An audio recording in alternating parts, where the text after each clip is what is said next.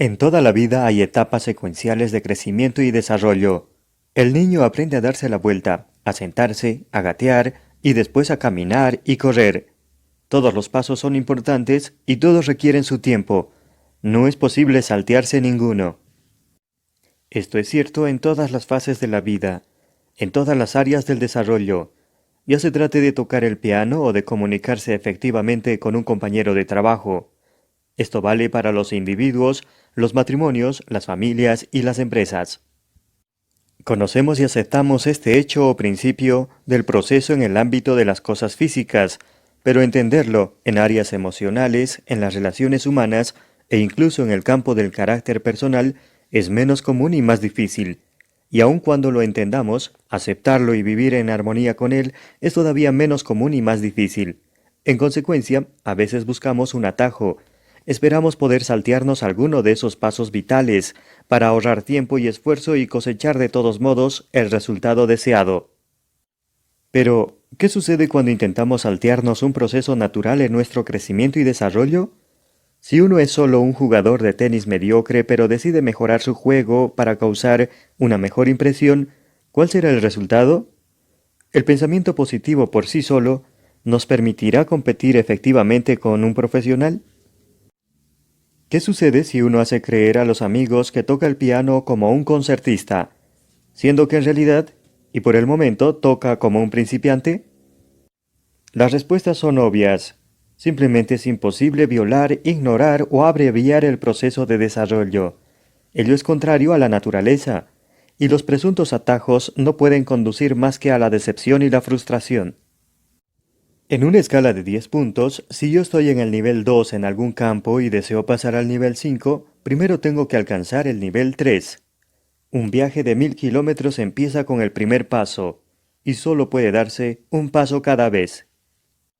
Para que uno pueda aprender o crecer tiene que permitir que el maestro, haciendo preguntas, sacando a la luz nuestra ignorancia, se haga una idea del nivel en que estamos. No se puede fingir durante mucho tiempo. Finalmente nos descubrirán. La admisión de la ignorancia es a menudo el primer paso en nuestra educación. Toreau se preguntaba, ¿cómo podremos recordar nuestra ignorancia? Según exige nuestro crecimiento, si continuamente usamos nuestros conocimientos.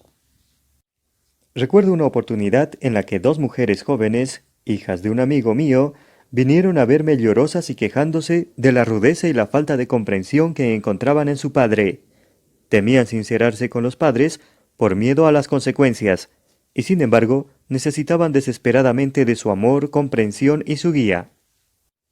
Hablé con el padre y pude ver que desde el punto de vista intelectual tenía conciencia de lo que pasaba, pero si bien reconocía su mal carácter, se negaba a asumir la responsabilidad por ese problema y a aceptar honestamente el hecho de que su nivel de desarrollo emocional era bajo. Dar el primer paso hacia el cambio era más de lo que su orgullo podía soportar.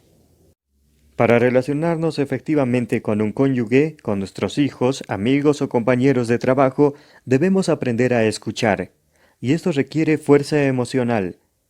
El escuchar requiere tener cualidades del carácter altamente desarrolladas tales como paciencia, estar abiertos y desear comprender. Es mucho más fácil actuar desde un nivel emocional bajo y dar consejos de alto nivel. Nuestro nivel de desarrollo es perfectamente obvio en los casos del tenis o del piano, en los que es imposible fingir, pero no resulta tan obvio en las áreas del carácter y del desarrollo emocional.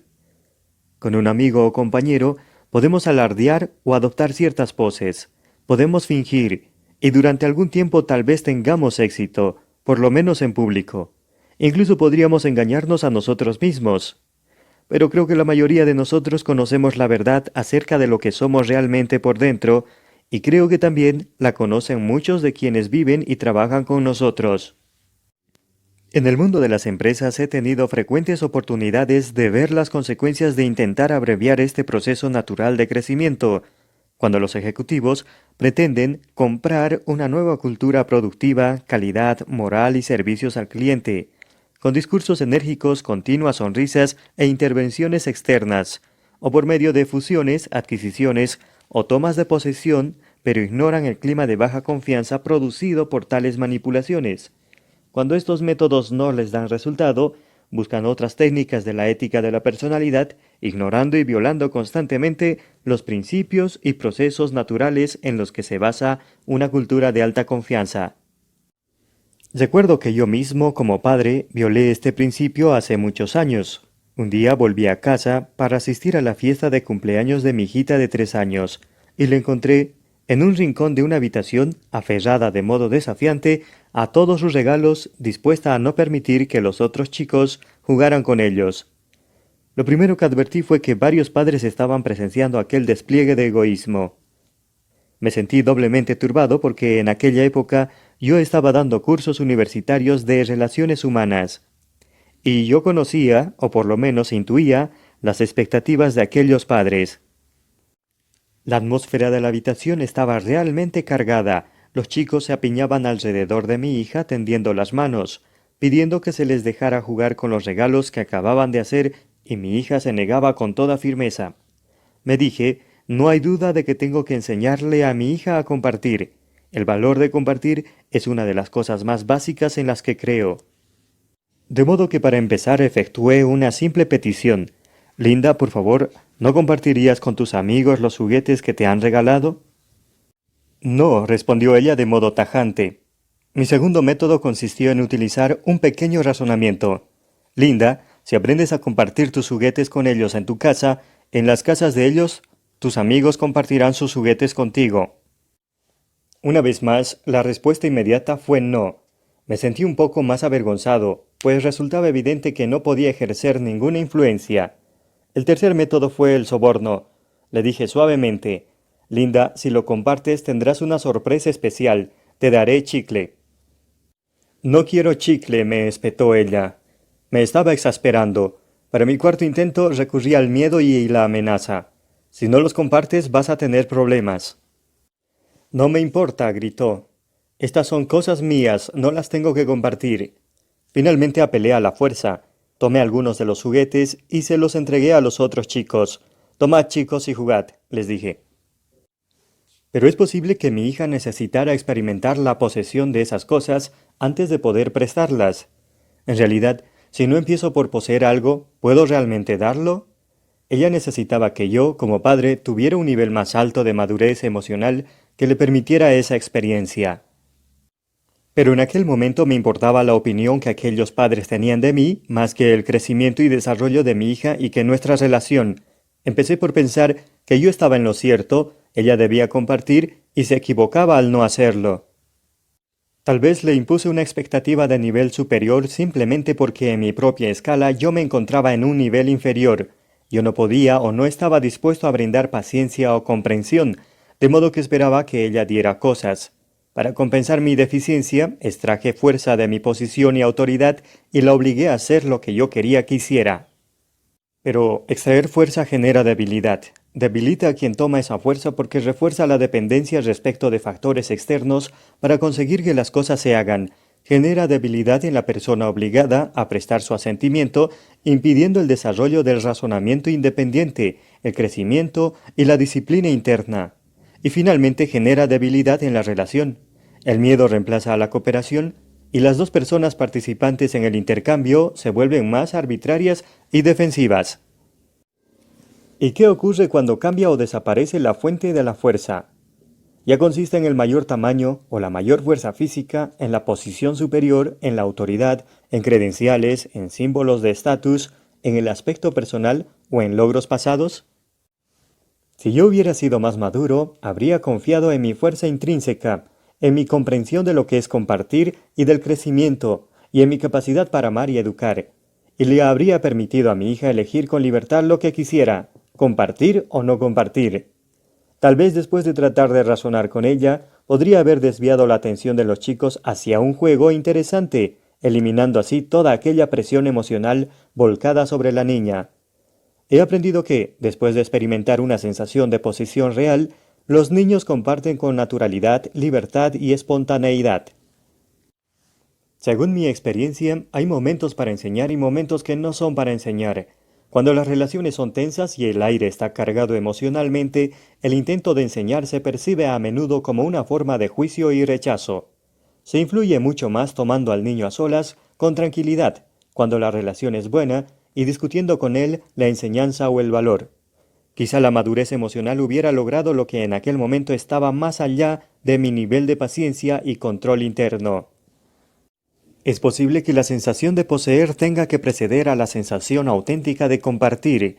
Muchas personas que dan mecánicamente o que se niegan a dar y compartir en sus matrimonios y familias, tal vez nunca hayan experimentado lo que significa poseerse a sí mismos, tener un sentimiento de la identidad y de la propia valía.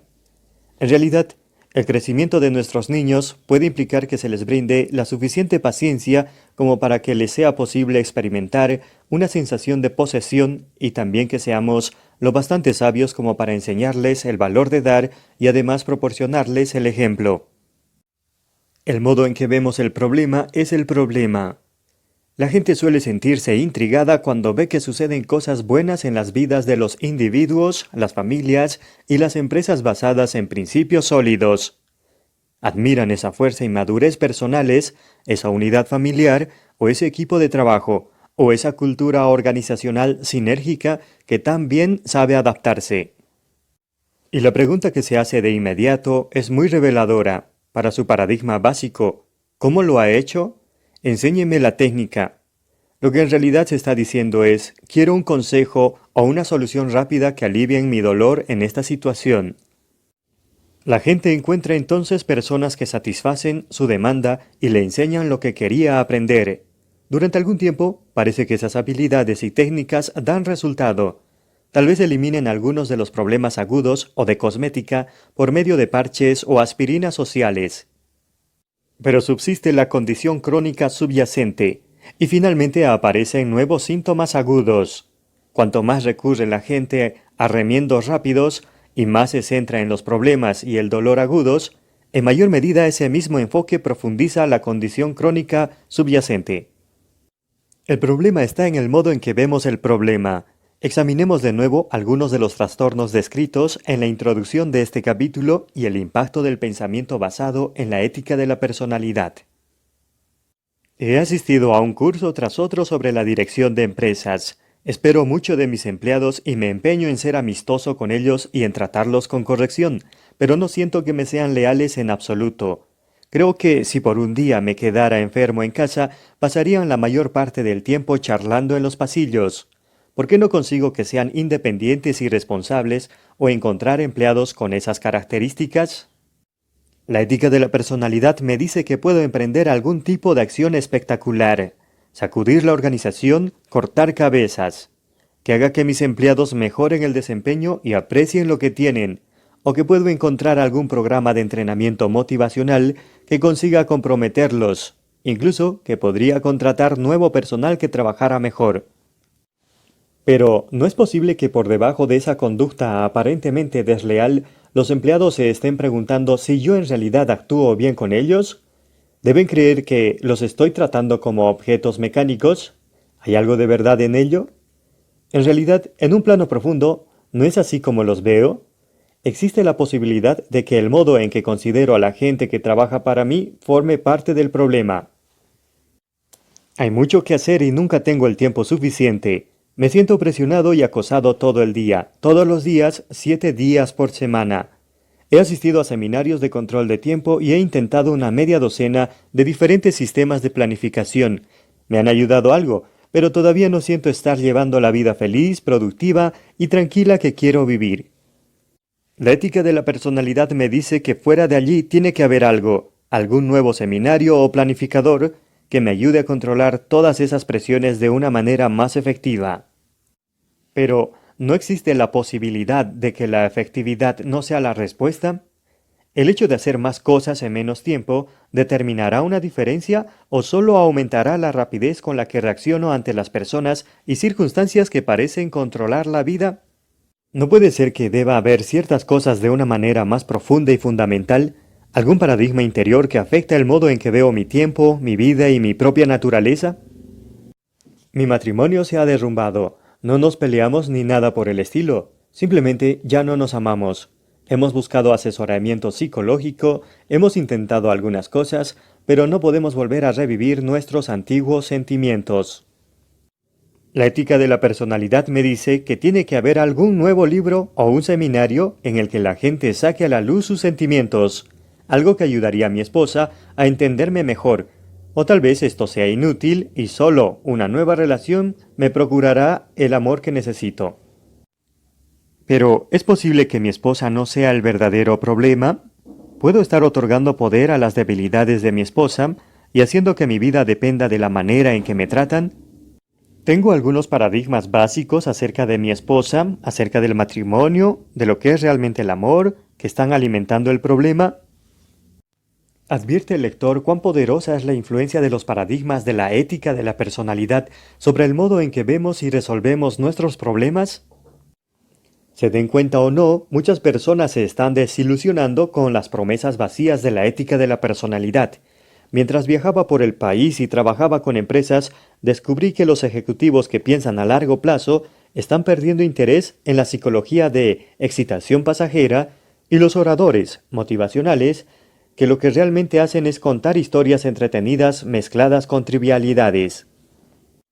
La gente quiere sustancia, quiere evolución, quiere algo más que aspirinas y parches, quiere resolver los problemas crónicos subyacentes y centrarse en los principios que producen resultados a largo plazo.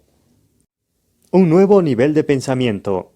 Albert Einstein observó que los problemas significativos que afrontamos no pueden solucionarse en el mismo nivel de pensamiento en el que estábamos cuando los creamos. Cuando miramos a nuestro alrededor y en nuestro propio interior y reconocemos los problemas creados mientras vivimos e interactuamos con la ética de la personalidad, empezamos a comprender que son problemas profundos, fundamentales, que no pueden resolverse en el nivel superficial en el que fueron creados. Necesitamos un nuevo nivel, un nivel de pensamiento más profundo, un paradigma basado en los principios que describan con exactitud la efectividad del ser humano y sus interacciones para superar esas preocupaciones profundas. Sobre este nuevo nivel de pensamiento trata este libro. Nuestro enfoque de la efectividad personal e interpersonal se centra en principios y se basa en el carácter. Es de adentro hacia afuera. De adentro hacia afuera significa empezar por la persona. Más fundamentalmente, empezar por la parte más interior de la persona, los paradigmas, el carácter y los motivos.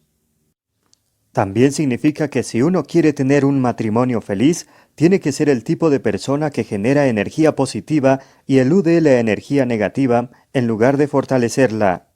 Si uno quiere tener un hijo adolescente más agradable y cooperativo, debe ser un padre más comprensivo, empático, coherente, cariñoso.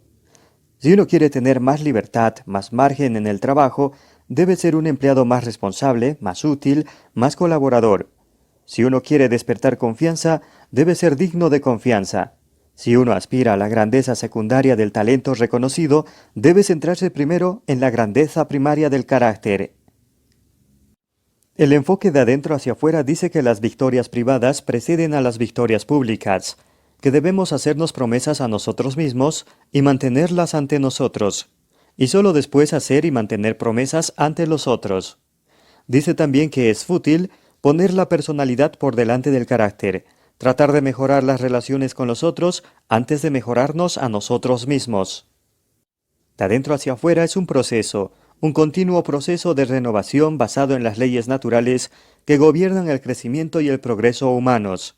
Es una espiral ascendente de crecimiento que conduce a formas progresivamente superiores de independencia responsable e interdependencia efectiva. He tenido la oportunidad de trabajar con muchas personas maravillosas, personas de talento, personas que aspiraban intensamente a la felicidad y el éxito, personas empeñadas en una búsqueda, personas que se hieren unas a otras.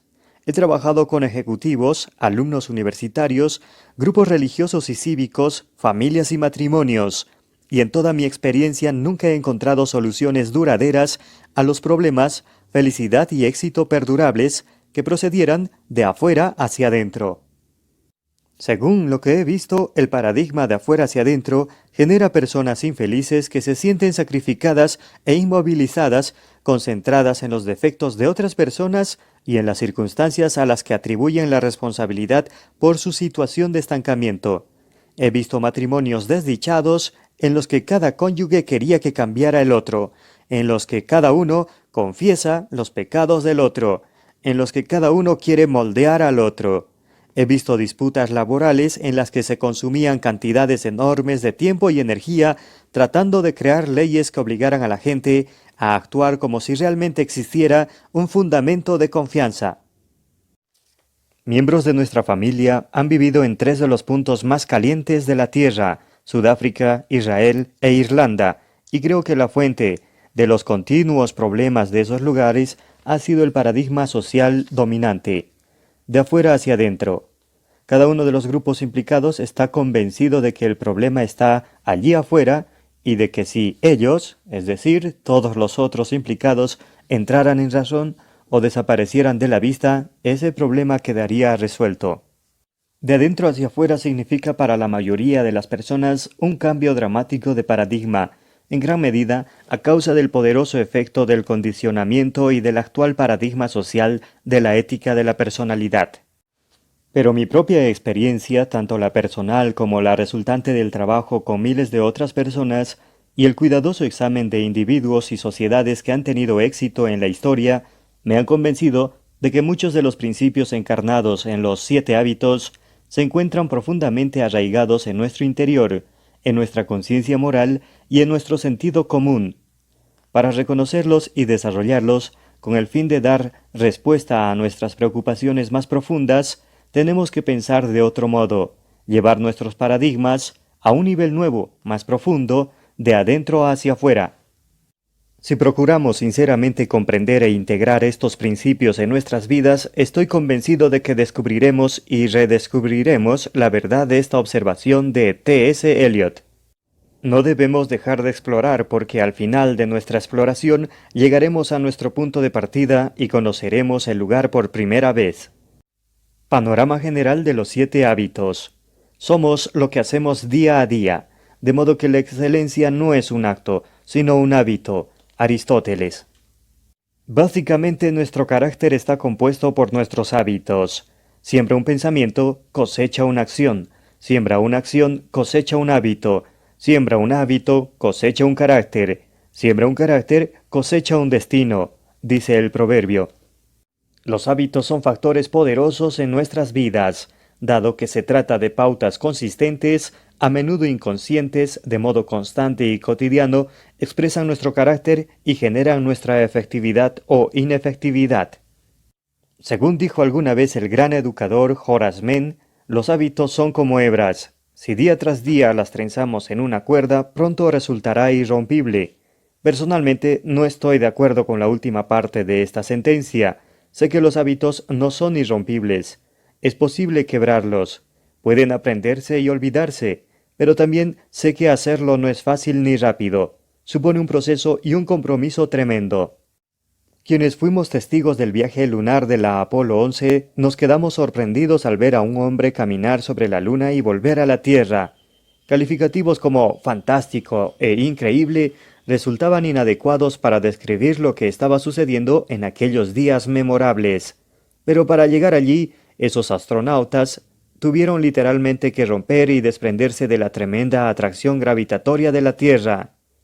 En los primeros minutos del despegue, en los primeros kilómetros del viaje, se gastó más energía que la utilizada para atravesar 500.000 de kilómetros durante los días siguientes. Los hábitos tienen también una enorme atracción gravitatoria, más de lo que la mayoría de las personas comprenden o admiten. Para romper tendencias habituales profundamente enraizadas tales como la indecisión, la impaciencia, la crítica o el egoísmo, que violan los principios básicos de la efectividad humana, se necesita algo más que un poco de fuerza de voluntad y algunos cambios menores en nuestras vidas. El despegue exige un esfuerzo tremendo, pero en cuanto nos despegamos de la atracción gravitatoria, nuestra libertad adquiere una dimensión totalmente nueva. Lo mismo que cualquier fuerza natural, la atracción de la gravedad puede operar con nosotros o contra nosotros. La atracción gravitatoria de algunos de nuestros hábitos puede normalmente impedirnos que vayamos a donde queremos ir, pero también es la atracción gravitatoria la que mantiene unido el mundo, a los planetas en sus órbitas y al universo en orden. es una fuerza poderosa, y si la empleamos con efectividad, podemos utilizar los hábitos para generar la cohesión y el orden que necesitamos para lograr la efectividad de nuestras vidas. Los hábitos definidos. Para nuestros fines, definiremos el hábito como una intersección de conocimiento, capacidad y deseo. El conocimiento es el paradigma teórico, el qué hacer y el por qué. La capacidad es el cómo hacer, y el deseo es la motivación, el querer hacer. Para convertir algo en un hábito de nuestra vida, necesitamos esos tres elementos. Yo puedo ser inefectivo en mis interacciones con mis compañeros de trabajo, con mi cónyuge o mis hijos, porque constantemente les digo lo que pienso, pero nunca los escucho realmente. A menos que encuentre los principios correctos de la interacción humana, tal vez ni siquiera sepa que necesito escuchar. Aunque sepa que para interactuar con efectividad con otros, tengo que escucharlos, tal vez me falte capacidad para hacerlo. Podría no saber cómo se escucha real y profundamente a otro ser humano. Pero saber que necesito escuchar y saber cómo escuchar no basta. A menos que quiera escuchar, a menos que tenga ese deseo, no se convertirá en un hábito de mi vida. Para crear un hábito hay que trabajar en esas tres dimensiones. El cambio de ser y ver es un proceso progresivo. El ser cambia al ver, que a su vez cambia al ser, y así sucesivamente en una espiral ascendente de crecimiento. Trabajando sobre el conocimiento, la capacidad y el deseo, podemos irrumpir en nuevos niveles de efectividad personal e interpersonal, cuando rompemos con viejos paradigmas que pueden haber sido para nosotros una fuente de pseudo-seguridad durante años. A veces el proceso es doloroso. Es un cambio que tiene que estar motivado por un propósito superior, por la disposición a subordinar lo que uno cree que quiere ahora a lo que querrá más adelante. Pero este proceso produce felicidad, el objeto y designio de nuestra existencia. La felicidad, por lo menos en parte, puede definirse como el fruto del deseo y la aptitud para sacrificar lo que queremos ahora por lo que queremos finalmente. El continuum de la madurez. Los 7 hábitos no son un conjunto de partes independientes o fórmulas fragmentadas de excitación pasajera.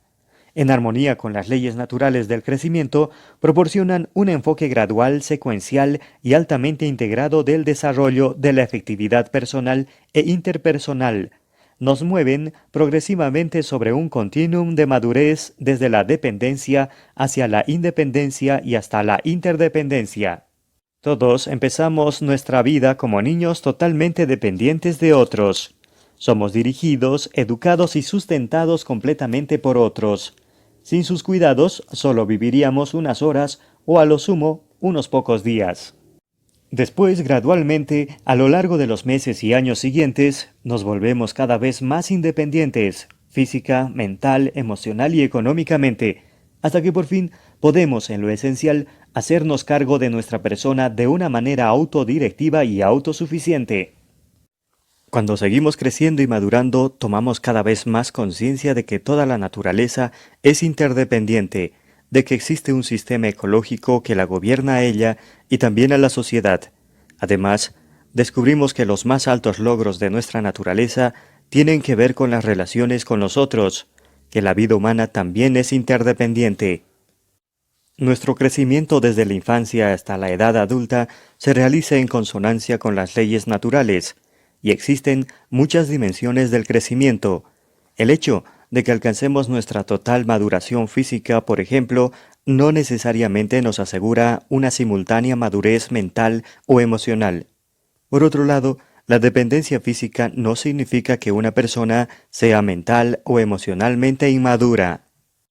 En el continuum de la madurez, la dependencia es el paradigma del tú. Tú cuidas de mí, tú haces o no haces lo que debes hacer por mí, yo te culpo a ti por los resultados. La independencia es el paradigma del yo. Yo puedo hacerlo, yo soy responsable, yo me basto a mí mismo, yo puedo elegir. La interdependencia es el paradigma del nosotros. Nosotros podemos hacerlo, nosotros podemos cooperar, nosotros podemos combinar nuestros talentos y aptitudes para crear juntos algo más importante. Las personas dependientes necesitan de los otros para conseguir lo que quieren. Las personas independientes consiguen lo que quieren gracias a su propio esfuerzo. Las personas interdependientes combinan sus esfuerzos con los esfuerzos de otros para lograr un éxito mayor. Si soy físicamente dependiente, paralítico, discapacitado o limitado en algún modo físico, necesito que tú me ayudes. Si soy emocionalmente dependiente, mi sentido del mérito y la seguridad provienen de la opinión que tú tienes de mí. Si no te caigo bien, puede resultar catastrófico. Si soy intelectualmente dependiente, cuento contigo para que pienses por mí y resuelvas los problemas de mi vida.